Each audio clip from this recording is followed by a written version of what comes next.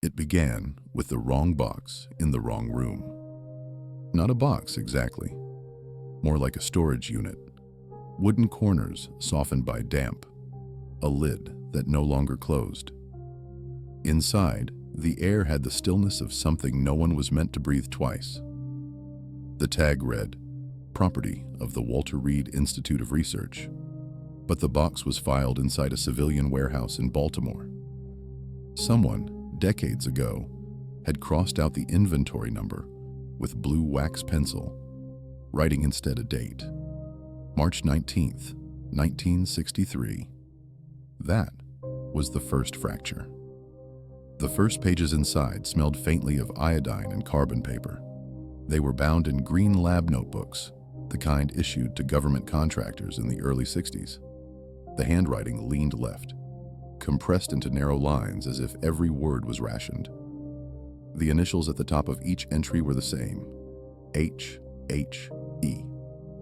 A quick search through personnel records gave nothing. No H.H.E. in any published rosters. No service medals, no retirement notice. But in the National Archives microfiche, a single blurred line appeared in a procurement ledger. Consultant, Behavioral Sciences Division, terminated 1965, no pension. The first notebook began not with a date, but with an equation. A series of Greek letters mapping reaction time to amygdala discharge, scribbled over with the phrase, "Fear is a pattern, and patterns can be erased." The doctor, if that's what he was, had recorded sessions with animals first. Beagles, rhesus macaques, a cage marked only Subject L. In each trial, fear stimuli were presented. Sharp tones, flashes of light, the scent of predatory musk. Then came the interventions. Not tranquilizers, not sedation, something electrical. Page after page, the notes recorded latency drops. How long it took the subject to react, then how long it took before the reaction stopped entirely. Margins were filled with test phrases. Baseline fear extinguished. Subject failed to retreat. Protocol sustained without regression. By the 5th page, the animals were gone. Instead, there were initials, single letters written in red pencil. B, T, O. The handwriting was tighter now, more anxious, as if the author had begun watching his own work from the outside. In the second notebook, a sentence appeared at the bottom of an otherwise blank page. Fear is an immune response of the mind. If you suppress it, something else grows. There were diagrams, cross-sections of the brain marked in ink. Certain pathways blackened out entirely. He wrote of inhibitory mapping, of memory override pulses, of a machine called the delta chamber. I would later learn this was not a metaphor. The delta chamber was built in 1961 under a U.S. Army contract at an unlisted facility in Maryland. It resembled an upright sensory deprivation tank, lined with copper mesh and fitted with an array of transcranial coils. The stated purpose in the engineering brief was neural entrainment trials. No mention of fear deletion, but in the diary, H.H.E. wrote plainly, target, amygdala fear loop interruption. At 43 Hz, sustained exposure. There was a photograph tucked between 2 pages. Grainy, overexposed, a man in a lab coat, a face turned away, standing beside the delta chamber. His right hand rested on the door latch. The subject inside was only a blur. Bare legs, an IV line, a hand clenched into nothing. The first human trial recorded in the diary was labeled M01, male, 23, enlisted. Baseline tests showed elevated pulse, rapid response to threat cues. After 3 sessions in the chamber, pulse steady at all stimuli. No startle, no recoil. Doctor's note, fear deletion successful. Subject failed to avoid simulated threat scenario. Injury sustained without protest. I wanted to believe this was an exaggeration or a theoretical projection. But stapled to the back of the page was a typed injury report: compound fracture to radius and ulna during evasive drill. No visible distress. Signed by a captain whose name did appear in Army medical records. The pattern emerged slowly. Each subject was processed through the chamber. Fear responses measured before and after. Success was defined as a total absence of defensive reaction. Side effects, memory blanks, dissociation, loss of social recognition were marked in parentheses, as if they were minor inconveniences. But between the test data, the handwriting began to drift. Short personal asides crept in. Night sweats, trouble swallowing, no reaction to my own hand near flame. It was becoming clear. The doctor was testing himself. The first self-trial note came 6 months into the log. Session complete, 18 minutes. No startle at sudden horn. Held dry ice block in bare palm. No withdrawal reflex. Next to it, a single underlined word: unsure. I closed the notebook and set it aside, but the air in the warehouse felt different now. Heavier, as if each page had displaced something that couldn't go back. In the next box, there were reels of tape, each labeled with only a date and a session number. I threaded one into an old reel-to-reel player. The hiss came first, then a man's voice, calm even, reciting phrases in a metronomic cadence. "You are safe. Nothing can harm you. There is no threat. Your hands are steady. Your breath is steady." Every few minutes, a deep electronic thrum cut through the recording. Then silence. Then the voice again. There were over 200 tapes in that box. I played only 3 before stopping. The voice was the same on all of them. It matched the loops from early MK Ultra conditioning experiments, but without the usual trigger reinforcement pairing. Here, the reinforcement was the absence of fear. I started cross-referencing the session numbers against declassified project indexes. One partial match appeared: MK Ultra Subproject 130, amygdala modulation research in collaboration with Walter Reed. Most of the file was redacted, but a single unmarked appendix survived in the Canadian archives. Progress report by civilian consultant H.H.E. submitted March 1964. It mentioned successful attenuation of reflexive threat response in controlled settings. No mention of the delta chamber. No mention of the injuries. The last item in the box was not a document at all, but a clear glass vial, half filled with a cloudy suspension. A handwritten label wrapped around it. Protocol B serum. Discontinued. No inventory record mentioned a serum. But in the diary's later pages, H.H.E. wrote of a chemical induction phase to prepare subjects for the chamber. The serum was meant to disrupt cortisol synthesis so the brain could no longer mount a full fear response. The note beneath that read simply, "Prolonged use may impair survival instinct entirely." When I left the warehouse, the evening air outside felt unnaturally loud.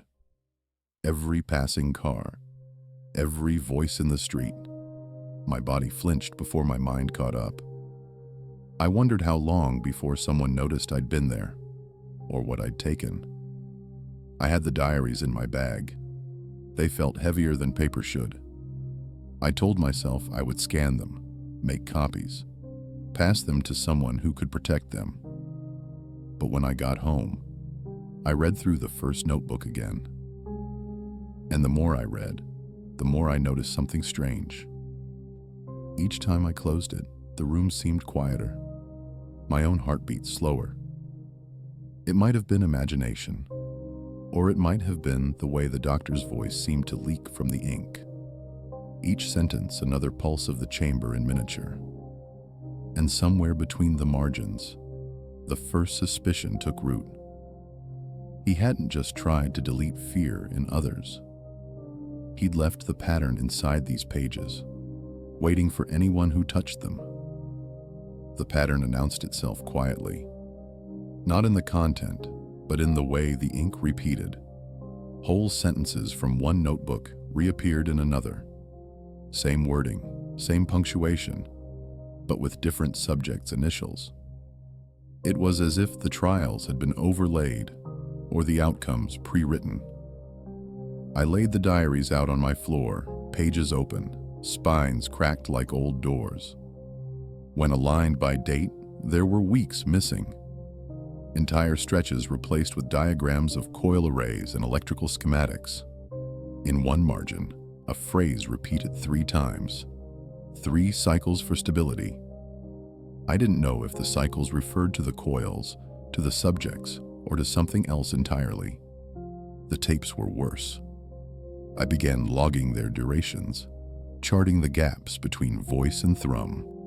The intervals were exact, 4 minutes, 38 seconds every time. Even when the spoken phrases changed, the intervals did not. Like the coil was breathing, and the voice. I started to notice micro-pauses, a faint consonant click before each vowel, as if spliced from shorter recordings. When I overlaid the waveforms from 3 tapes, the clicks aligned perfectly. It wasn't a man speaking live into a recorder. It was a sequence, looped and reassembled. I found a set of typed transcripts in the back of one notebook, labeled Induction Script V4. It read more like a programming manual than therapy. Subject seated upright. Visual field narrowed to 20 degrees. Repeat lines 3 to 7 until no ocular saccade observed. Proceed to coil phase. Below that, a table marked Fear Index Reduction per Session listed numbers that dropped steeply after the 3rd exposure. I recognized some of the terminology from Air Force SERE manuals on survival resistance training, but those were designed to increase tolerance to fear, to build resilience. This was the inverse, teaching the body to stop registering fear entirely. The deeper I looked, the more the project's edges bled into other programs. Operation Darby Hat, a Defense Department study in the late 50s on reflex suppression in paratroopers. Project Pelican, a short-lived Navy experiment with low-frequency EM fields to dampen panic during submarine fires. Neither officially connected to MK Ultra, but the procurement officers' names matched. HE's initials began appearing in meeting logs, buried in attendance rosters for technical advisory groups. Always as a consultant, never as staff. I found one reference to him in a CIA memo. External asset, behavioral neuromodulation.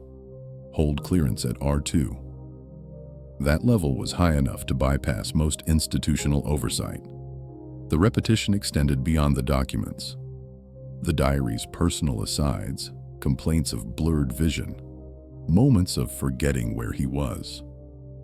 They started appearing in different handwriting later in the logbooks. Someone else was writing, but echoing his words exactly. By the time I reached the 4th notebook, the self-trials were nearly constant. Session complete, 22 minutes. Response latency to sudden drop at shoulder equals 0. Observed shallow respiration post-exposure. Another entry. Held hand above open flame. No reflex withdrawal. Aware of skin damage only visually. The clinical detachment didn't mask the growing density of these experiments. It was no longer about subjects or data. It was about sustaining the state. I found a stapled packet titled Long-Term Outcome Study. Its first page was blank except for a single note. Fear deletion unstable. Pattern restoration observed at approximately 14 days. The solution, according to the following pages, was maintenance exposure. Short sessions in the chamber every 2 weeks to keep the amygdala inhibition from fading. The implication was unavoidable. Once deleted, Fear didn't stay gone without reinforcement. That was the first time I thought about the possibility that some of the subjects were never released, that they lived near the facility, or in it, cycling back every fortnight to have their reactions erased again. When I searched for patient rosters from the Associated Army Hospital, I found gaps in the admissions books exactly 2 weeks apart. Each gap was 4 to 5 names wide. In the adjacent discharge logs, those same names never reappeared. I tried to map the names I could find against the initials in the diary. Some matched, most didn't. And then there was a block of initials I recognized from entirely different files: FBI psychological evaluation records, files on confidential informants, domestic counterintelligence. The overlap was not accidental. The doctor had been working at an intersection of intelligence, medicine, and conditioning that no agency wanted to acknowledge in daylight. And as I read further, the self-references became harder to ignore. One entry, underlined twice, simply said, "I can still think about fear, but I cannot feel it. This is a disadvantage in some settings." The disadvantage was spelled out in a typed incident report, clipped to the same page. During a test scenario involving moving machinery, HHE stepped into a live hydraulic press to retrieve a dropped tool. 2 ribs broken, left arm fractured, no sign of panic. Minimal pain report. Work resumed after 3 weeks. His last few tapes were different. The phrasing was fragmented, intervals irregular.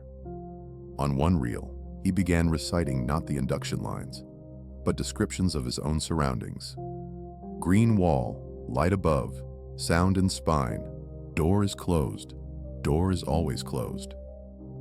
The hum of the coil was louder, as if the microphone had been placed inside the chamber itself. I began to notice the same lines appearing in my own notes, not copied deliberately, but echoing in the language I used to summarize. The repetition was no longer contained in the documents. It was in the act of reading them. By the second week of reviewing the material, I found myself reacting differently to sudden noises. Not less, not yet, but slower. Once a glass fell from the counter and shattered beside me. I didn't flinch until I saw the shards. The sensation was delayed, as if some inner circuit had to reroute before it could trigger. The coincidence didn't comfort me. The diaries had described this delay exactly, in subjects exposed only to recordings of the induction script. The chamber was the direct method, but the voice itself was enough to begin the process. It occurred to me that the tapes I'd been listening to were not labeled as control material. None of them were safe. I boxed them up and sealed them, moved them to a storage locker across the city. But that didn't stop the phrases from looping in memory. They rose uninvited during idle moments. Your hands are steady. There is no threat. The door is closed. I went back to the warehouse to search for any cross-reference. A log, a sign-in sheet, anything that might show where the program had gone after HHE's name disappeared. What I found instead was a drawer of photographic slides. Each slide showed a person, always, from the chest up, eyes fixed straight ahead, lips closed. On the back of each slide was a number, a date, and a short note. Pre-post, pre-post. The post slides were always the same. The jaw more relaxed, the pupils wider, the eyes holding no evident focus. Some of the faces matched the initials in the diaries. Others I could not place. One of them I recognized with a jolt. A low-resolution image I had seen years earlier in an unrelated declassified file on undercover assets embedded in civil rights groups. He had disappeared from public view in 1965. Now here he was, staring through the camera. Half a second after fear was erased, I scanned as many as I could before the light failed. Back home, I lay them against the diaries. The progression was undeniable. The pre-faces all carried tension, eyebrows drawn, cheeks lifted in micro-expressions of alertness. The post-faces were vacant, as if their bodies were being held upright by habit alone. That night, the looping phrases were louder, and in the space between them, I began to suspect that the chamber had been only the start, that the real mechanism was portable, hidden in tape, in printed word, in anything that could carry the sequence forward without the coil at all. The last box was mislabeled Maintenance Supplies. Inside, no tools, just manila folders bound with thin twine. Every folder bore the same red stamp: Supplemental Protocol. The first page in the first folder wasn't about the chamber at all. It was about integration. Not into medicine, but into operations. It described deployable fear modulation sequences, phrases and tones that could be embedded in training films, safety briefings, even background noise in waiting rooms. The language was precise. Deliver at sub-threshold amplitude. Repeat until reflexive threat orientation declines to 0. The pattern was no longer confined to experiments in sealed rooms. It was broadcast, layered under other signals, fed to those who never signed a consent form. And there, in a column of typed names, I found 3 I recognized from other archives. Not scientists, not soldiers, but sound engineers for public information films in the 1970s. Their credits had been small, but their reach had been wide. The diary's last pages confirmed what I didn't want to believe. HE had moved beyond the chamber. The chamber was the training ground, the control condition. The field method was audio alone, embedded in everyday media, spread through channels that could touch millions without a single trace of coil or copper. The phrase maintenance exposure appeared again, this time in a context that made my stomach turn. The files spoke of unified civilian resilience, a euphemism for a public less likely to resist, less likely to withdraw from danger, less able to sense it at all. Fear was not just being erased in laboratories. It was being thinned out in the population, as if fear itself were an obstacle to some larger objective. The deeper reports, the ones with full paragraphs blacked out, spoke of critical test populations in border towns, near industrial corridors, in communities with high protest activity. If someone pushed back against certain projects, they were brought into the range of the sequence, sometimes through recruitment, sometimes through arrest, sometimes just by turning on the right radio frequency in the right place. And then I saw it, a line that was not redacted at all. Fear is a hazard in operations requiring compliance. Compliance, not courage, not bravery, just the quiet removal of the instinct to step away. The last tape I dared to play was shorter than the rest. No phrases this time, just the coil hum, then a faint rhythmic pulse, like a slowed heartbeat. At the 43-second mark, a whisper, barely audible, "You will not move." I stopped it there, but I could feel the residue of it, like static along the inside of my skull. In the final diary entry, the handwriting had changed entirely. It was larger, less controlled. The words were few. Cannot locate baseline. No difference between threat and rest. No map back. No map back. The phrase stayed with me, not just as a note from a man who had gone too far into his own work, but as a description of the state itself. Once fear was erased, there was no reliable path to restore it. I began to think about the faces in the slides. How many of them might have walked into traffic, or failed to step back from machinery, or followed orders they would once have resisted? The injury reports, the absences in the rosters, They were not side effects. They were inevitable. And I began to realize why the files had been buried under the wrong label. It wasn't to hide the science. It was to hide the outcome. Because the outcome was not survivable in any uncontrolled setting. In the weeks that followed, I tried to distance myself from the material. The boxes went into cold storage. The scanned copies were locked on a drive with no network connection. But distance didn't help. The voice was still there, surfacing between thoughts. There is no threat. Your hands are steady. The door is closed. I stopped reacting to small shocks. A near miss with a car door. A glass slipping from my hands. It wasn't bravery. It was lag. And the lag was getting longer.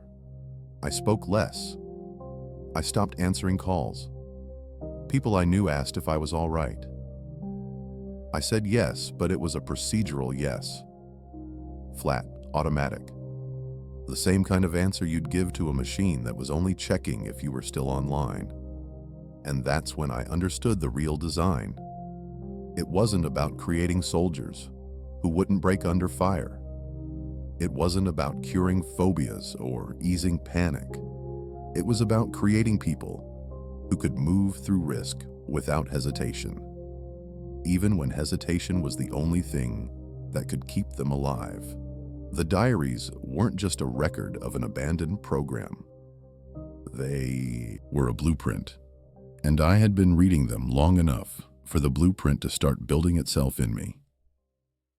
There's a last note I have to record before the difference between threat and rest is gone entirely.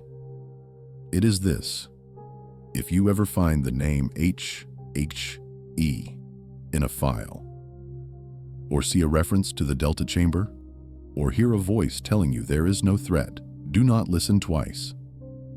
Do not look for the rest of the page. Do not try to map the pattern, because the pattern does not end when the voice stops. It ends when you do not move, and you do not know why. And when that moment comes, you will not be afraid. You will not feel the need to step back, and you will not, in any real sense, be there at all.